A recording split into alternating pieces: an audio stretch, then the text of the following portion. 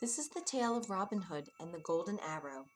It is one of the many adventures of Robin Hood. It is brought to you by Stories to Grow By. In all the land, no one was better with a bow and arrow than Robin Hood. He lived with his band of merry men in Sherwood Forest. That was the woods where the king kept his royal deer. A few years before, King Richard had ruled the land. King Richard let people who were poor come into Sherwood Forest. They could hunt the deer to get food for their families. But the time had come for King Richard and his army to leave England. As soon as he was gone, his younger brother John took over the throne. Bad King John did not want anyone to come into Sherwood Forest to hunt the royal deer. From then on, anyone who was seen hunting the king's deer in Sherwood Forest would be put in prison. Robin Hood did not like that one bit.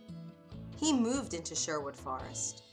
Dressed in green from his cap to his boots, the trees of Sherwood Forest could hide him as he hunted the king's deer. Sometimes other brave men came into Sherwood Forest too. One by one they joined Robin Hood and became his merry men. Robin Hood and his merry men would hide when rich nobles and dukes passed through the woods. Then, all at once, they would jump out and rob those rich men. Robin Hood would give the money to the poor. The rich men who were robbed were not happy about it. They went to the king. They told bad King John what was going on in Sherwood Forest. They said, "Something must be done about this." The king put the Sheriff of Nottingham in charge of Sherwood Forest. It would be his job to catch Robin Hood once and for all. But the man in green was too quick. His merry men would warn Robin Hood each time they saw the Sheriff of Nottingham or one of his guards in the woods. So the sheriff came up with a new plan. "I will call for a great contest," he said, "to find out who is the best in the land with a bow and arrow. The winner will go home with a golden arrow." The sheriff said in a low voice, "If I know Robin Hood, he will not be able to stay away from such a contest. And when he comes, we will catch him." "Robin Hood, don't go to the contest," said Little John. Of all the merry men, Robin Hood trusted Little John the most. "It is a trap," he said. "When they see you, they will surely catch you." Robin Hood said nothing. He wanted to go. On the day of the contest, 10 fine bowmen lined up.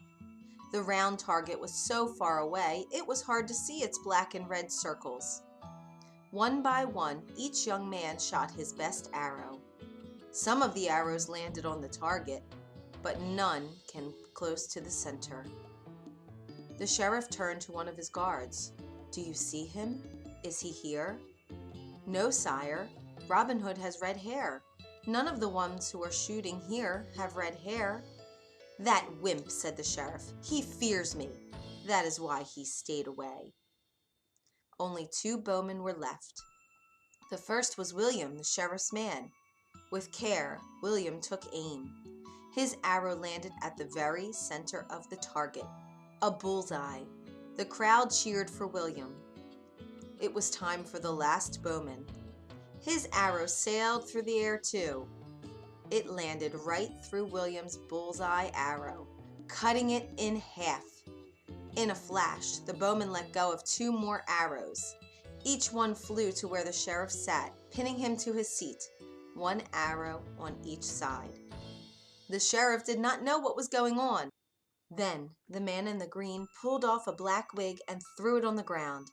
"Get him, you fools!" shouted the sheriff. "It's Robin Hood!" But our hero jumped over the wall to a horse waiting for him. He was gone. Robin Hood had escaped.